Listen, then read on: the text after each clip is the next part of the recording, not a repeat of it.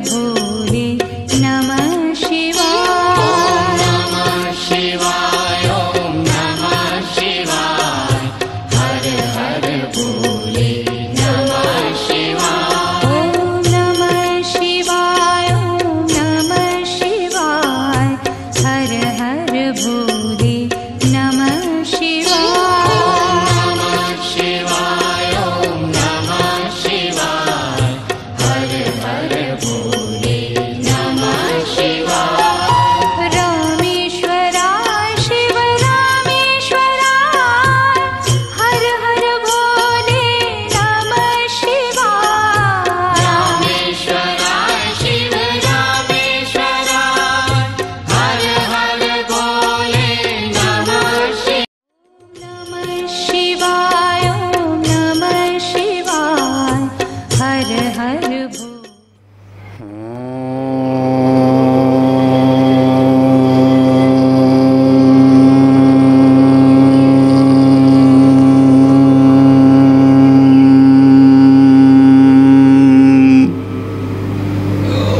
ॐ सहना भवतु सहनो भुनक्तु सह वीर्यं करवावहै तेजस्विनावधीतमस्तु मा विद्विषावहै। ॐ शान्ति शान्ति शान्तिः। शङ्करं शङ्कराचार्यं केशवं बादरायणं सूत्रभाष्यकृतौ वन्दे भगवन्तो पुनः पुनः। ईश्वरो गुरुरात्मेति मूर्तिभेदविभागिने व्योमवद्व्याप्तदेहाय दक्षिणामूर्तये नमः। सदाशिवसमारम्भां शङ्कराचार्यमध्यमाम् अस्मदाचार्यपर्यन्तां वन्दे गुरुपरम्पराम्। श्रुतिस्मृतिपुराणानाम् आलयं करुणालयं नमामि भगवत्पादं शङ्करं लोकशङ्करम्। मंत्र पढ़ते हैं 16वां। शतं चैका च हृदयस्य नाड्यः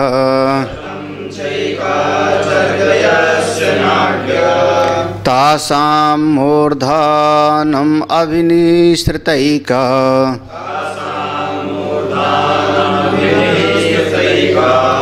तयोर्धमायन् अमृतत्वमेति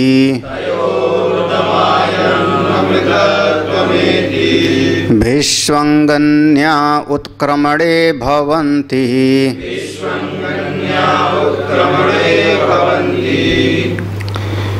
परम श्रद्धेय स्वामी जी, आत्मस्वरूप संतजन भक्तजन, प्रकरण विच्छेदेन उत्तरस्य संबंधम दर्शयति। थोड़ा सा प्रकरण से अलग की बात है। जो प्रकरण ब्रह्म विद्या का चल रहा था, साध्य का निरूपण किया, साधक की मना स्थिति का निरूपण किया, साधना कैसे करनी है उसका निरूपण किया, और अंत में फल का निरूपण कर दिया। यदा सर्वे प्रमुच्यन्ते कामा ऐसे हृदय श्रिताः। तो अब थोड़ा प्रकरण में परिवर्तन किया। अब प्रकरण में जो परिवर्तन किया किस लिए? जो मंद ब्रह्मविद हैं और अन्य अन्य उपासना आदि में ब्रह्म विद्या के अवान्तर अनेक अनेक उपासनाओं में उनका चित्त ज़्यादा लगता है, ब्रह्मलोक तक की प्राप्ति की मन में इच्छा भी है, ऐसे लोगों के लिए आगे का प्रसंग यहाँ पर शुरू किया गया। मंत्र का अर्थ देखना। शतम च एका, शतम च एका च हृदयस्य नाड्यः। हमारा जो हृदय है हमारे भीतर हृदय है, हृदय के साथ में यहाँ मुख्य रूप से 3 नाड़ी होती है। हमारे जो मूलाधार से, हमारे यहाँ पर इसको चक्र बोलते हैं, मूलाधार, स्वाधिष्ठान, मणिपूरक, ये चक्र हैं। तो जो मूलाधार चक्र होता है वहाँ से 3 नाड़ी होती है, नाम है ईड़ा, पिंगला और सुषुम्ना। और इनमें से जो भिन्न भिन्न और शाखाएं निकलती हैं उनमें 101 शाखाएं निकलती हैं, शतम च एका। इसमें से इन नाड़ियों में से 3 में से अनेक 101 शाखाएं निकलती हैं। तासाम, हाँ, शतम च एका, 100 और 1, 101 हृदय से नाड़ियाँ निकलती हैं। इसमें से वह जो सुषुम्ना नाम की नाड़ी है वह तासाम 101 के अंतर्गत, उसके भीतर मूर्धानम अभिनिसृत एकहा, इनमें से बीच में से एक जो है ऊपर की तरफ उठ जाता है, मूर्धा की तरफ। कहाँ पर? जहाँ पर एक बालक का जन्म होता है तो जहाँ पर सिर का हिस्सा बहुत कोमल होता है वहाँ पर सहस्रार चक्र बोलते हैं उसको, तो वहाँ पर वो जाता है। तायो ऊर्ध्वम आया अमृतत्वम एति, तायो, इन सब के भीतर जो वह ऊपर की तरफ नाड़ी गई है सुषुम्ना, ऊर्ध्वम आयन, जो ऊपर की तरफ गई है वह प्रकाश के मार्ग की तरफ ले जाती है।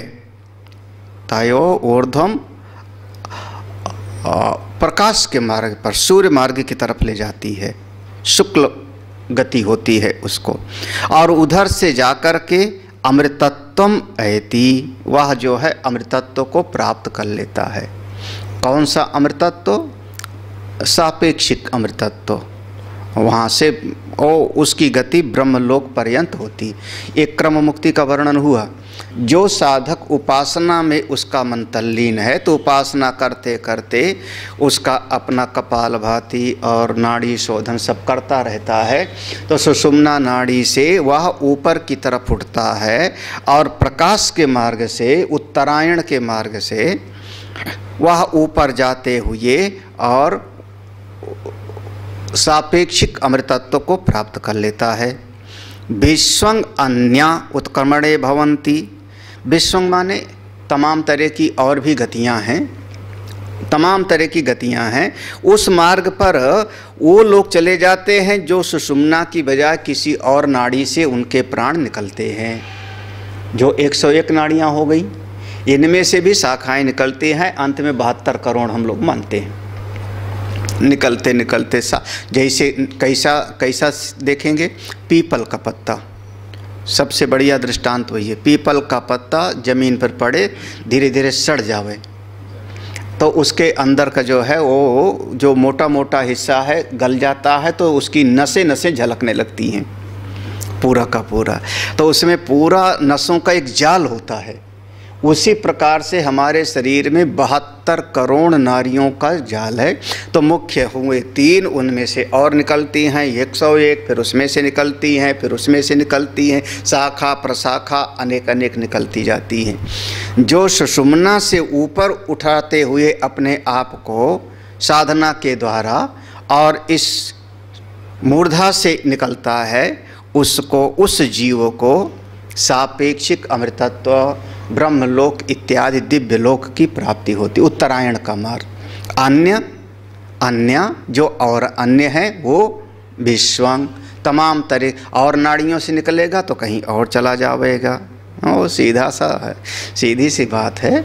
अब वो माना जाता है कोई शरीर छोड़ता है तो उसकी आँख खुली रह गई, इसका मतलब उसका आँख से निकला, लोग आँख बंद कर देते हैं। फिर किसी का मुंह खुला रह गया, मुंह खुल जाता है, यानी उसके मुख से निकला, और उसका उत्क्रमण मुख से गया फिर उसकी गति अलग मानी गई है।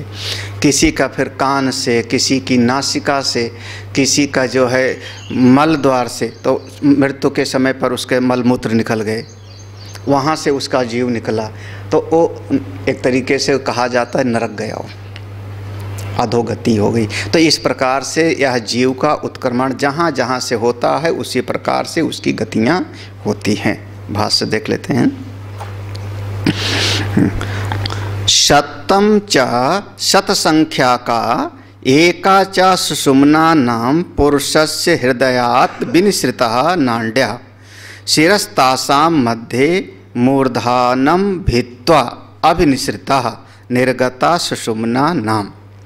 कह रहे हैं देखो, शतम च, शत संख्या का, ये शतम माने 100 संख्या, गिनती, शत संख्या का माने 100 गिनती है। और एका च सुषुम्ना, उसमें एक और हो जोड़ दिया सुषुम्ना, तो कुल हो गई कितना? 101। 100 और एक सुषुम्ना को जोड़ लो तो 101। तो सुषुम्ना नाम पुरुषस्य हृदयाद विनिसृता, यह पुरुष के हृदय से निकलने वाली हैं सब। ये सारी नाड़ियाँ पुरुष के हृदय से, वह जिसको हमने कहा हृदय रूपी गुफा में, हृदयाकाश में, जहाँ वो चेतन सत्व का अनुभव होता है, जिस हृदयाकाश में परमात्मा सत्ता की अनुभूति होती है, वहाँ से 101 नाड़ियाँ निकलती हैं। उनमें से नाड्या शिरस्तासां मध्ये मूर्धानम भित्वा, इनमें से एक नाड़ी ऊपर उठते हुए मूर्धा को, यहाँ सिर के बीच वाला मूर्धानम भित्वा, इसको छेद करके यहाँ पर रहती है, अब निश्रता यहाँ पर रहती। इसका नाम, इस नाड़ी का नाम है निर्गता सुषुम्ना नाम, इसका नाम होता है सुषुम्ना। सुषुम्ना को कहते हैं मूलाधार से लेके सहस्रार तक वो रहती है। और ये जो सुषुम्ना है इसी को कई बार कह देते हैं कुंडलिनी, इसको कहते हैं मूलाधार के, योग में आएगा। मूलाधार के पास में जैसे सांप जो है गोल गोल चिपक के कुंडली मार के बैठ जाता है, तो ऐसे कहते हैं यह सुषुम्ना नाड़ी बिल्कुल कुंडली मारे बैठी होती है। फिर जब कोई साधना करता है उसका भाव ऊपर की तरफ ऊर्ध्व गति के श्रेष्ठ भाव में आता है, साधना संपन्न होता है, तो वो जैसे सांप फिर अपनी कुंडली को छोड़ता है, तो ऐसे जो है ये जो सुषुम्ना नाड़ी है अपनी कुंडली को छोड़ती है। तो वहाँ से मूलाधार चक्र जहाँ पर बैठते हैं वहाँ पर, फिर उसके ऊपर स्वाधिष्ठान, फिर हृदय नाभि के पास मणिपूरक, तो ऐसे जो है उठती है। तो जैसे सांप अपना फन उठाता है, सांप सब फन उठा करके खड़ा हो जाता है, ऐसे ही सुषुम्ना उठती है। तो उसको जब वो अपना कुंडली छोड़ करके ऊपर उठने लगती है तो उसको कहते हैं कुंडलिनी जागरण। ये शब्द सुना होगा कई बार, कुंडलिनी जागरण का तो सुना, इसी का नाम होता है कुंडलिनी जागरण। फिर कहते हैं जितना कुछ भी यहाँ पर और चक्र हैं उन सब चक्रों का भेदन करते हुए वो नाड़ी ऊपर की तरफ जाती है। और जैसे जैसे जितना उठ, जैसे सांप है वो कितना फन उठा लेता है, अब सबका अलग अलग होगा, कोई इतना उठा पाएगा, कोई इतना उठा लेता होगा, कोई इतना उठा लेता होगा। ऐसे साधक की साधना पर है कि कौन मूलाधार से जब कुंडलिनी से उठता है तो कितने चक्र का भेदन कर पाता है। तो और जो आज्ञा चक्र पे आ गया यहाँ तक, फिर या आज्ञा चक्र से ऊपर उठा ले गया उसको कुंडलिनी को, तो उसको कहते हैं अब ये सिद्ध हो जाएगा, पहुँच जाएगा। इस बात को यहाँ पर ऐसा कहा गया।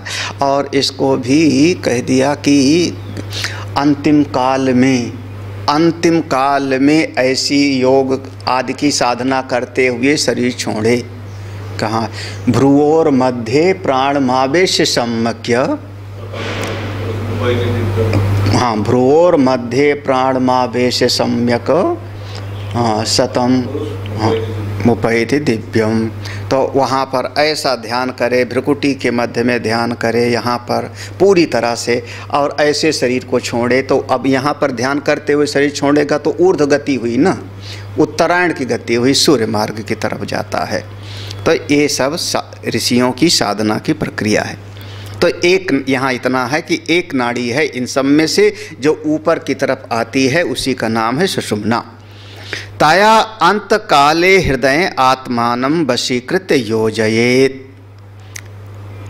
ताया इसके द्वारा, इस सुषुम्ना नाड़ी के द्वारा, अंत काले जब किसी को पता लगे कि मेरा अंतिम समय होने वाला है, तो हृदय, हृदय माने आत्मानम, अपने आप को, अपनी पूरी अंतःकरण को वश में करके इस नाड़ी के माध्यम से ऊर्ध्व चिंतन करना चाहिए, आत्मस्वरूप का चिंतन करना चाहिए। योजयेत, ऊपर की तरफ उठना चाहिए। हाँ, भागवत जी में इस पर विस्तार में है।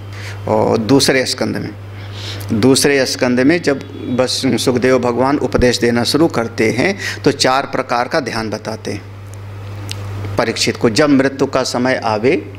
क्योंकि पूछा यही था ना कि जब मरने का समय आएगा या जो मरने वाला है उसका क्या कर्तव्य है, तो वहाँ सुखदेव जी ने सबसे पहले कहा जब मृत्यु का समय आवे तो 4 प्रकार से ध्यान करे। ये कर सके तो बहुत बढ़िया, नहीं दूसरा करे, नहीं तीसरा करे, ऐसा वहाँ पर वर्णन आया है। तो इस प्रकार से ध्यान करे।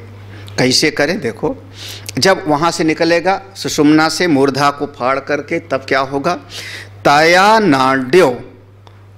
नाड्या ऊर्ध्वम उपर्यायन गच्छन आदित्य द्वारेण अमृतत्व मरण धर्मत्वम आपेक्षिकम। करें तया नाड्या, उस सुषुम्ना नाड़ी के द्वारा, ऊर्ध्वम उपर्यायन, ऊपर की तरफ जब उठेगा, ऊपर की तरफ जब चलेगा, ऊपर की तरफ, ऊपरी आयन माने गच्छन, मंत्र में आयन शब्द है ना, तो उसका मतलब हुआ गच्छन। जब ऊपर की तरफ उठेगा तो आदित्य द्वारेण, सूर्य मार्ग से, उत्तरायण के मार्ग से अमृतत्वम, उस अमृतत्व को प्राप्त कर लेगा।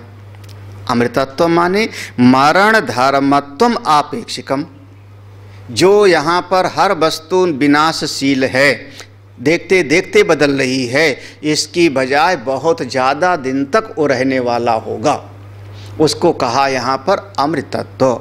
जैसे कोई जीव 1 साल जीता है तो उसके लिए हम लोगों की आयु 100 साल है, तो वो कहेगा कि ये लोग अमर हैं, क्योंकि उसकी आयु 1 साल है और दूसरे की आयु 100 साल है, तो कहेगा कि ये अमर हैं, अमृतत्व वाले हैं, जबकि अमर नहीं हैं। ऐसे ही सापेक्षिकम, आपेक्षिकम, ऐसे ही उत्तरायण के मार्ग से जाएगा तो अपने आराध्य का लोक मिलेगा, या तो ब्रह्मलोक तक जाएगा, वहाँ जा कर के ब्रह्मा जी के पास बैठेगा, रहेगा। स्मृति में देखो, विष्णु पुराण में लिखा, आभूत संप्लवम स्थानम अमृतत्वम ही भाषते। आभूत संप्लवम स्थानम, आभूत संप्लवम माने ये जितना कुछ भी 5 महाभूत से बनी हुई सृष्टि है, ये सब का सब समाप्त होकर के जहाँ पर जाके समा जाती है।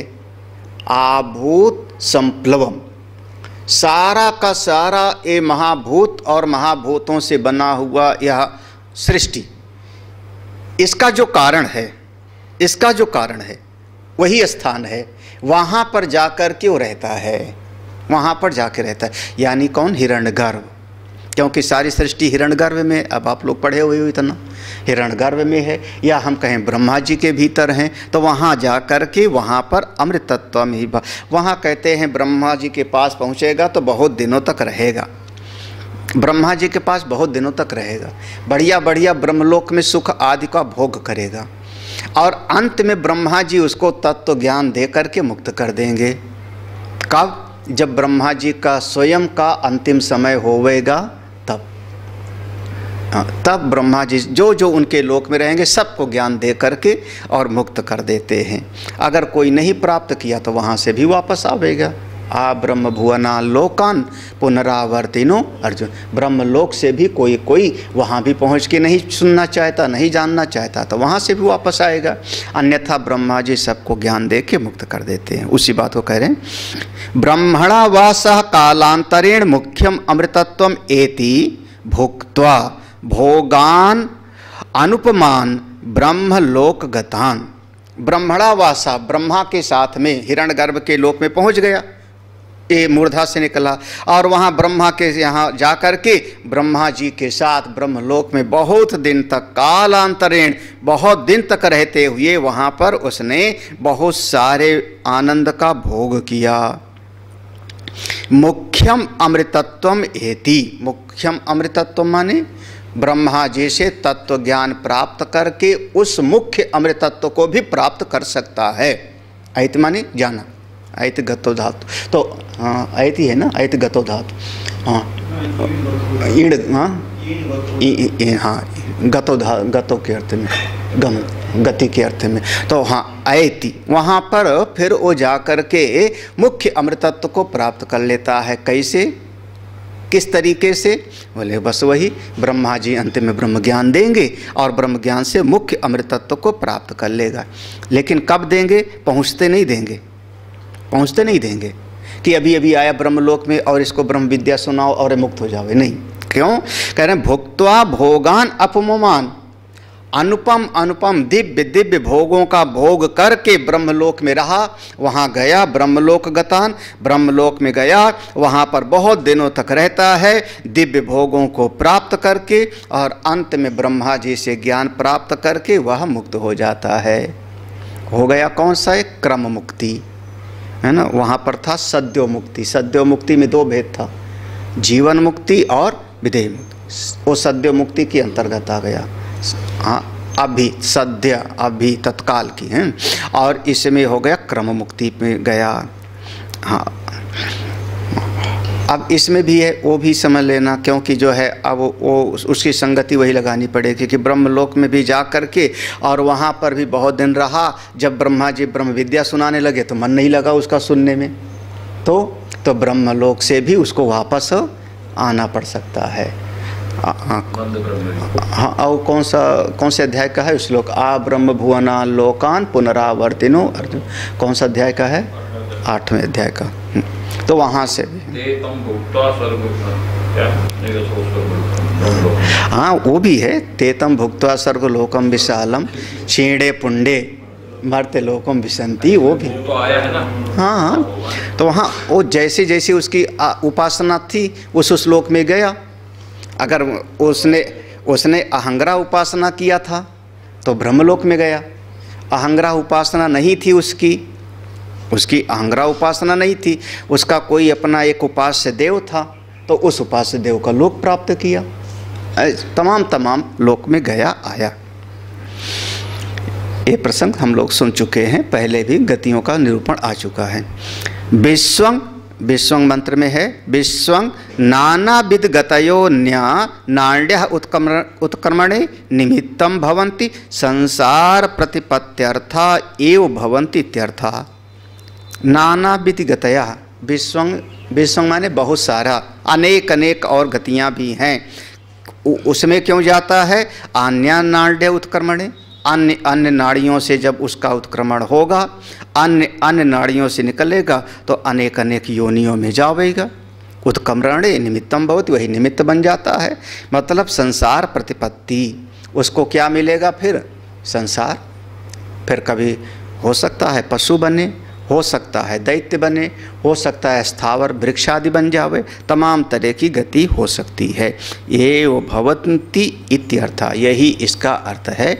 जैसा उसका भाव होगा, जिस प्रकार के साधना होगी, वैसे उसको प्राप्ति होगी। इदानीम सर्वबल्ली अर्थ उपसंहार्थम आह। इदानीम अब, सर्वबल्ली पूरे, सर्वबल्ली माने छठो बल्ली, पूरा 6 बल्ली हो गई, 2 अध्याय और 6 बल्ली। सर्वबल्ली सभी बल्ली के अर्थ का उपसंहार किया जा रहा है। अंतिम नहीं है, लेकिन इस मंत्र में उपसंहार किया जा रहा है। आगे फलश्रुति है। अंगुष्ठ मात्रा पुरुषोन्तरात्मा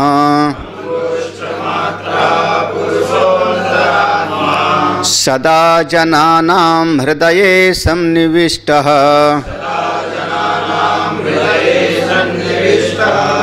तं स्वशरीरात् प्रबृहेत मुञ्जा।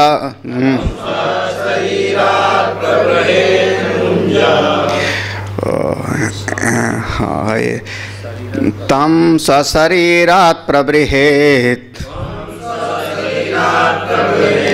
मुञ्जादिवेशिकां धैर्येण तं वेद्या शुक्रममृतम्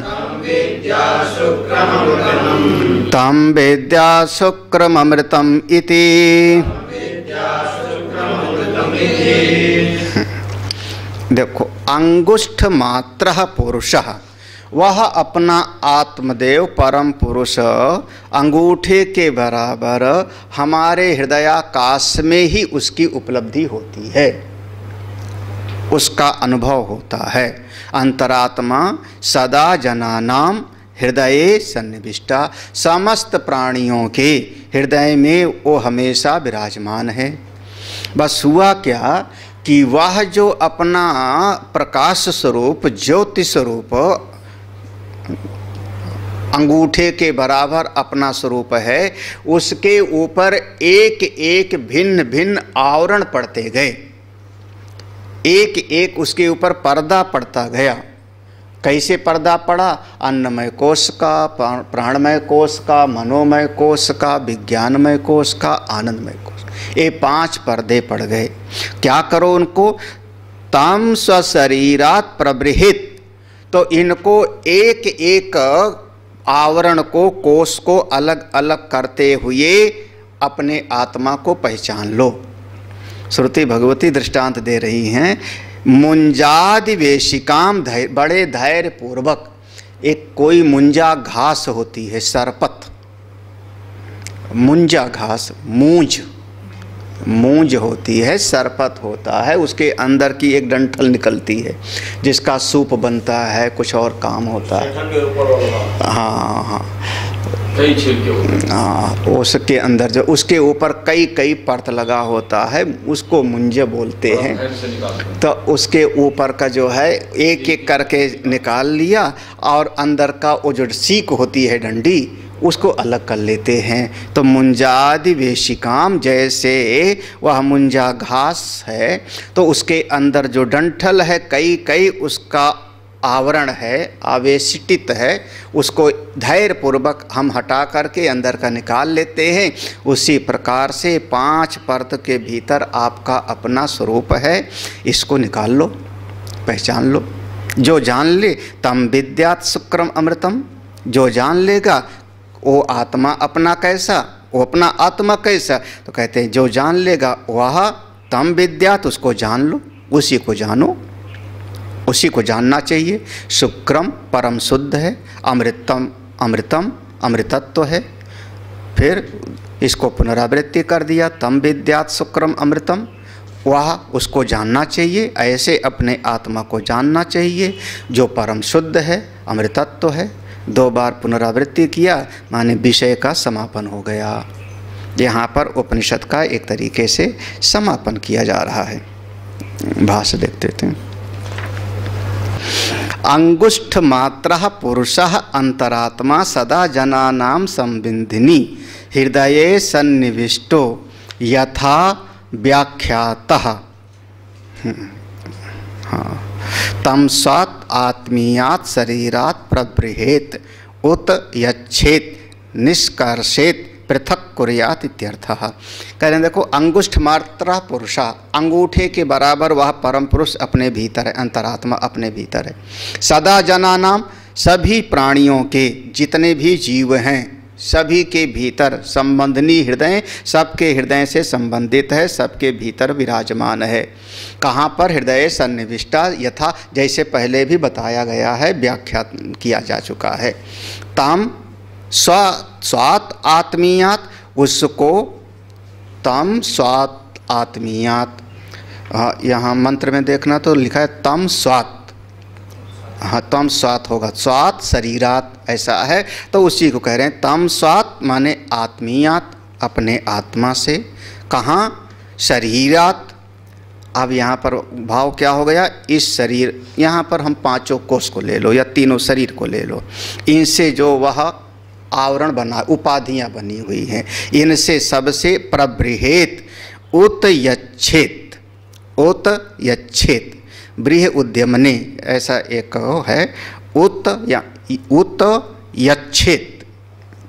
उत यच्छेत माने, उत माने ऊपर ध्यान देते हुए उसको अलग अलग कर लो, उसको इस परिश्रम पूर्वक, उद्यमने, उद्यम के अर्थ में है। तो उत यच्छेत निष्कर्षेत, उसको निकाल लो, पृथक कुर्यात इत्यर्थ।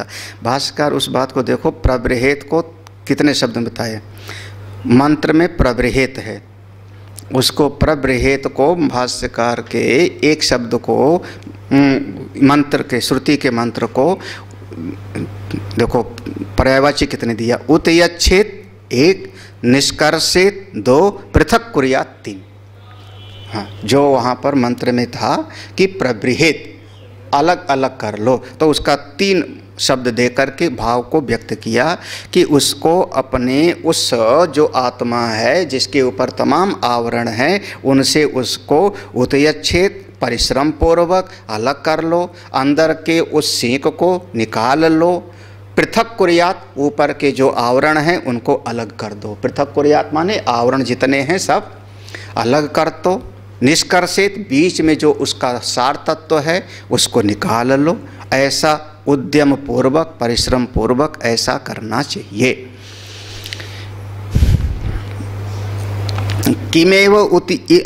किमेव इति उच्यते मुंजादिवेशिकाम अंतस्थाम धैर्येण अप्रमादेन।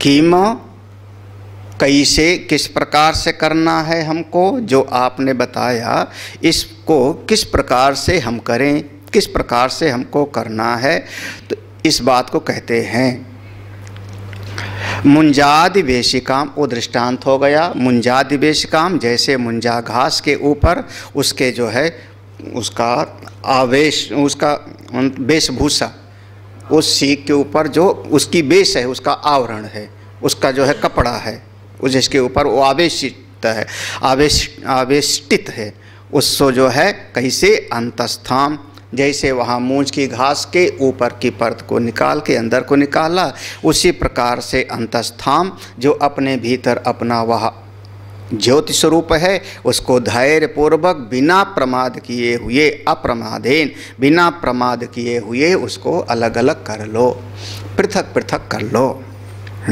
तम शरीरात निष्कृष्टम चिन्मात्रम विद्यात बीजानीयात शुक्रम अमृतम यथोक्तम ब्रह्म इति।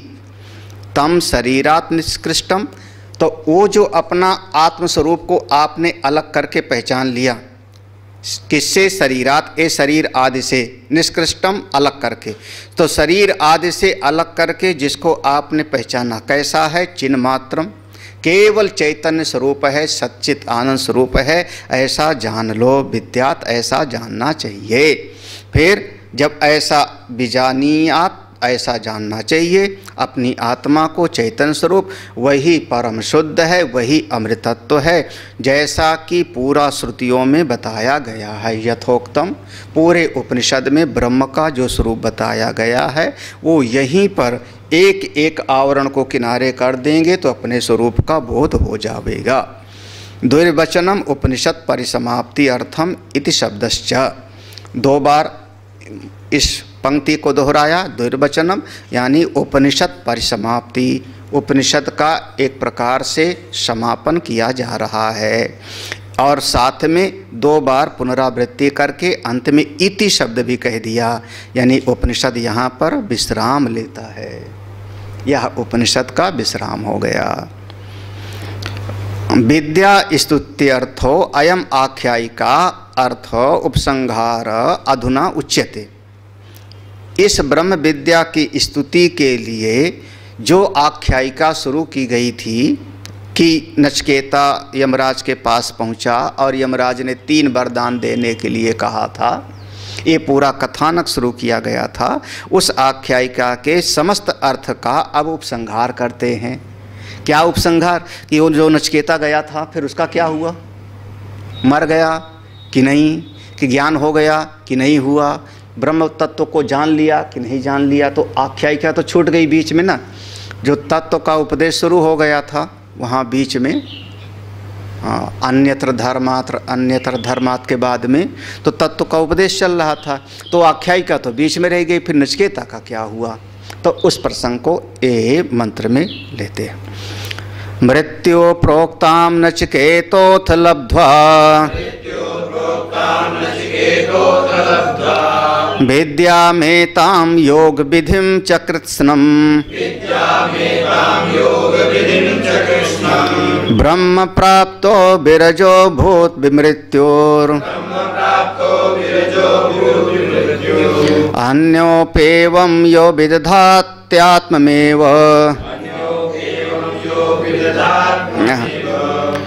यो विदध्यात्ममेव मृत्यु प्रोक्तां नाचिकेतोऽथ लब्ध्वा विद्यामेतां योग विधिं च कृत्स्नम्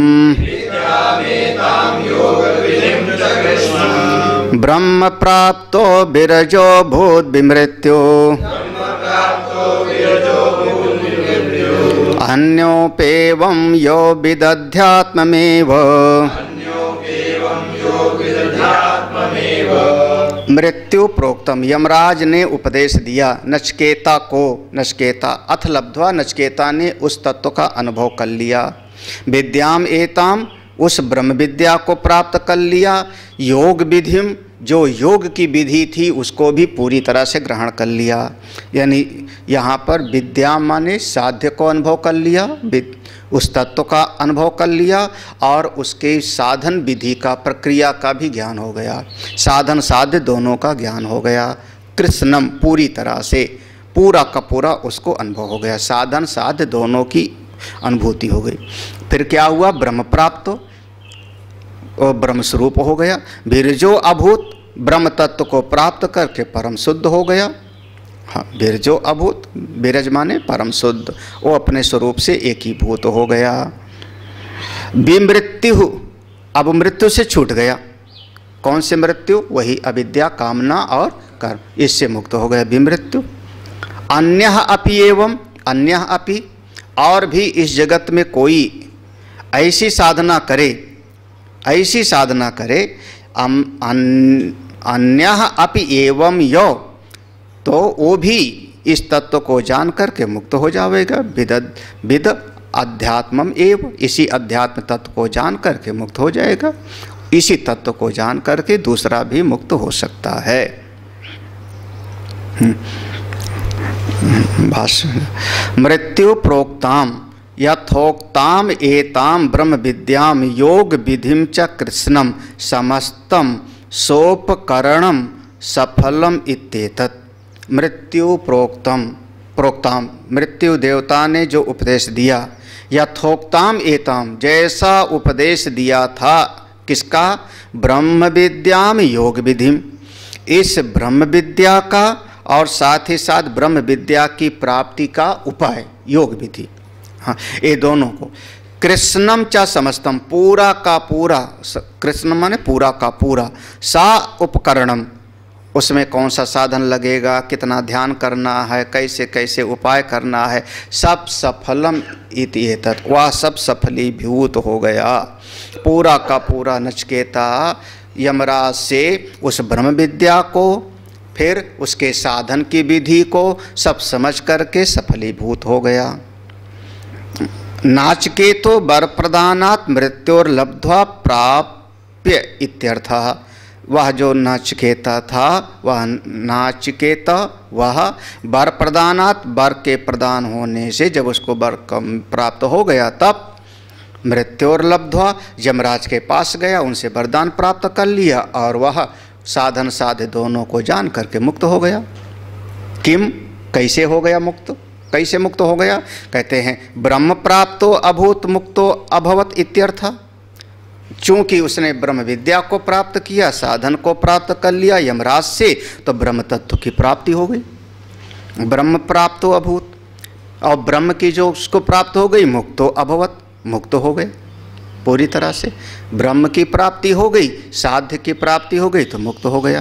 कथम, कैसे प्राप्त हुआ, किस प्रकार से, किस प्रकार से वो ब्रह्म को प्राप्त होकर के कैसे प्राप्त हो गया, तो कहते हैं विद्या प्राप्तो बिरजो, विद्या प्राप्त्या बिरजो विगत धर्म अधर्मो विमृत्यु विगत काम अविद्यश्च सन पूर्वम इत्यर्था। ब्रह्म विद्या की प्राप्ति के द्वारा, विद्या प्राप्त्या ब्रह्म विद्या की प्राप्ति के द्वारा विरज हो गया। विरज, रज माने दोष, रज माने माया, रज माने माया, रज माने दोष, मल। हम लोग रज माने धूल कहते हैं ना, धूल कपड़े पे लग गई तो हम कहते हैं कपड़ा हमारा गंदा हो गया। तो ऐसे ही विरज हो गया, विगत हो गया, सारा धूल माया वहाँ से छूट गई। कैसे?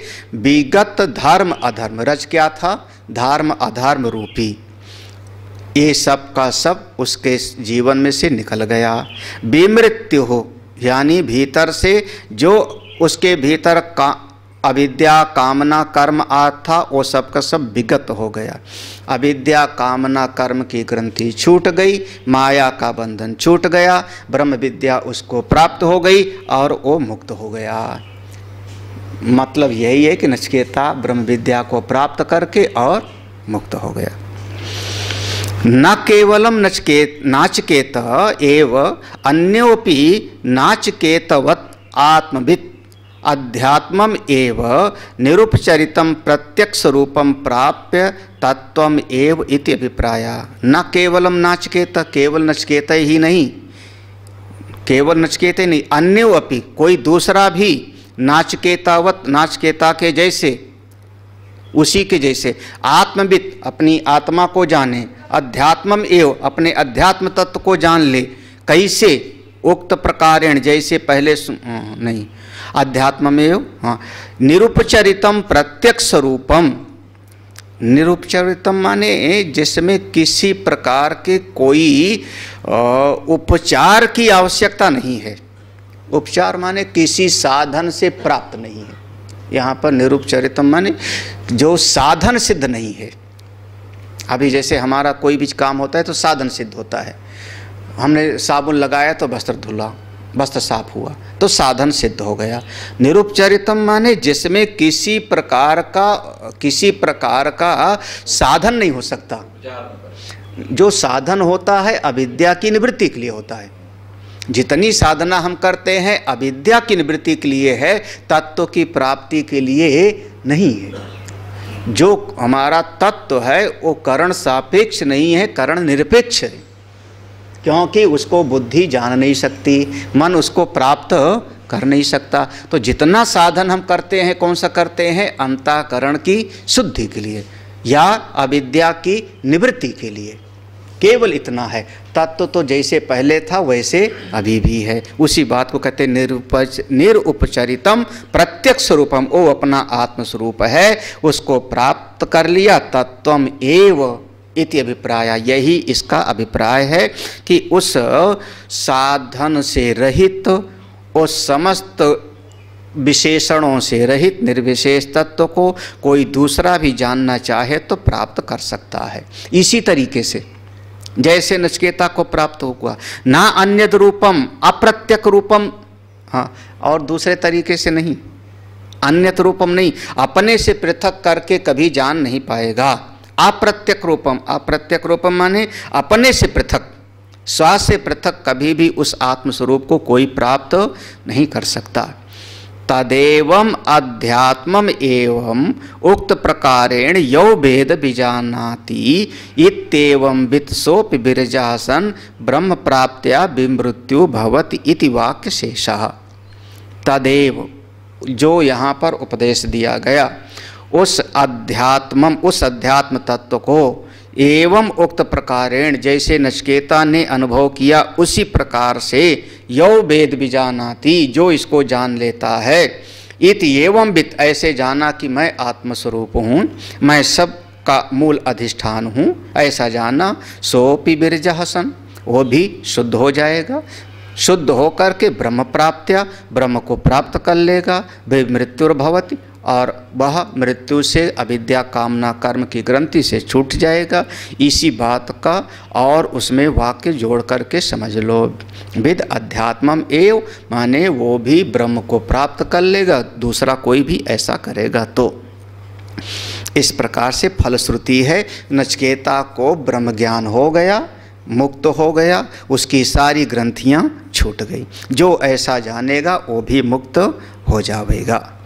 शिष्य आचार्य प्रमादकृत अन्यायेन विद्या ग्रहण प्रतिपादन निमित्त दोष प्रशमनार्थेयम शांति उच्यते। अंत में उपनिषद के शांति मंत्र का पाठ करते हैं।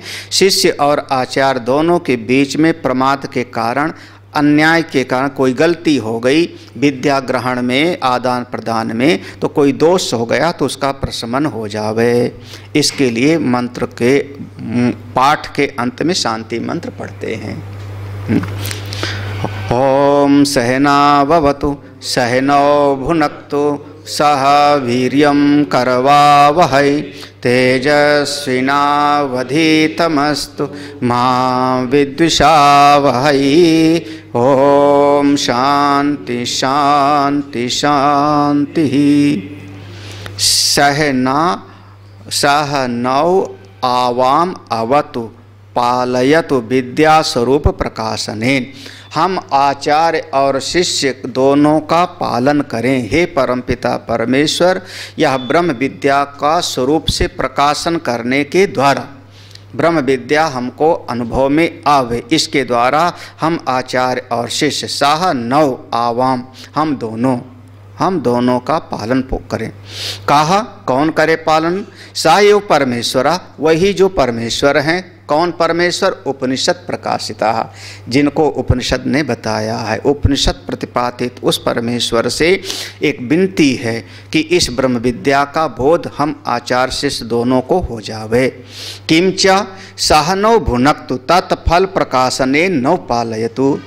और भी हम दोनों का, सहनौ हम दोनों का, भुनक्तु हमारा भरण पोषण करें। कैसे? उस ब्रह्म विद्या का फल प्राप्ति कराने के द्वारा, तत्फल प्रकाशने, उस ब्रह्म विद्या का फल प्रदान करने के द्वारा हमारा पालन पोषण करें। साह एव आवाम विद्याकृतम वीर्यम सामर्थ्यम करवावहै निष्पादया वही। साह एव, साथ ही साथ कौन? हम आचार्य और शिष्य दोनों का, आवाम हम दोनों का, विद्याकृतम यह जो ज्ञान प्राप्त करते हैं उपनिषद से, इससे वीर्यम सामर्थ्यम करवावे, इससे हमारा जीवन बलशाली बने। निष्पादया वह, बलवान होवे, हमारा मन इस ज्ञान को धारण करने में समर्थ होवे। किंचा तेजस्विनो आवयोः यद अधीतम तत् स्व अधीतम अस्तु। किंचा और क्या कहें? तेजस्विनो, हम दोनों ही आचार्य और शिष्य हम दोनों तेजस्वी बने। आवयो यत अधीतम, जो हमने श्रवण किया, अध्ययन किया, उससे तत् अधीतमस्तु, तत्सु अधीतमस्तु, वह हमारे भीतर बहुत अच्छी तरह से अवधारित हो जाए, हम उसको ग्रहण कर सकें। अथवा एक भाव और समझ सकते हैं, अथवा तेजस्वी नव आवाभ्याम यद अधीतम यद अतीव तेजस्वी वीर्यवत्सु इत्यर्थः। अथवा इसका एक अर्थ और, तेजस्वी नव हम दोनों तेजस्वी बने, यद अधीतम जो हम अध्ययन करते हैं, अध्ययन कराते हैं, तद अतीव तेजस्वी वह बिल्कुल हृदय में प्रकाशित हो, बहुत ज़्यादा हमारे भीतर उसका प्रकाश फैले। वीरवद अस्तु, बिल्कुल बलवान बने, वीरवत अस्तु, तेजस्वी बने, प्रकाशित हो इस ज्ञान से। अस्तु इत्यर्थः, ऐसा ही हो वे। माँ विद्युषा वही, शिष्य आचार्य यो अन्योन्यम, शिष्य आचार्यो अन्योन्यम प्रमादकृत अन्याय अध्ययन अध्यापन दोष निमित्तम द्वेषम माँ करवावह इत्यर्थ। माँ विद्युषा वह शिष्य आचार्यो, हम दोनों शिष्य और आचार्य के बीच में अन्योन्यम, एक दूसरे के प्रति प्रमाद के कारण जो हो कोई गलती हो गई हो अध्ययन अध्यापन करने में, उसका दोष का शमन हो जाए, उस दोष शांत हो जाए। द्वेषम माँ करवा वह, हम दोनों के बीच में द्वेष की वृत्ति न होवे। शांति शांति शांति इति त्रिवचनम सर्वदोष उपशमनार्थम इति ओम इति। शांति शांति शांति 3 बार इसको दोहराया। 3 बार दोहराने का अर्थ हो गया त्रिवचनम सर्वदोष उपशमनार्थम, समस्त दोषों का उपशमन हो जावे, इसके लिए यह 3 बार शांति शांति हरि ओम। श्रीमद् परमहंस प्रवाचकाचार्य गोविंद भगवत पूज्यपाद शिष्य श्रीमद् आचार्य श्री शंकर भगवता कृतौ काठकोपनिषद भाष्ये 2 अध्याय समाप्तः। ओम उषन् हवै भाजस्रवसा सर्ववेदसं ददौ तस्याः नचिकेतानां पुत्र आस। ओम सहना भवतु सहनौ भुनक्तु सह वीर्यं करवावहै तेजस्विनावधीतमस्तु मा विद्विषावहै। ओम शांति शांति शांति। ओम पूर्णमदः पूर्णमिदं पूर्णात् पूर्णमुदच्यते पूर्णस्य पूर्णमादाय पूर्णमेवावशिष्यते। ओम शांति शांति शांति। हरि ओम श्री गुरुभ्यो नमः। इस प्रकार से काठकोपनिषद हम लोगों का आज शिवाय ओम नमः शिवाय हर हर भोले।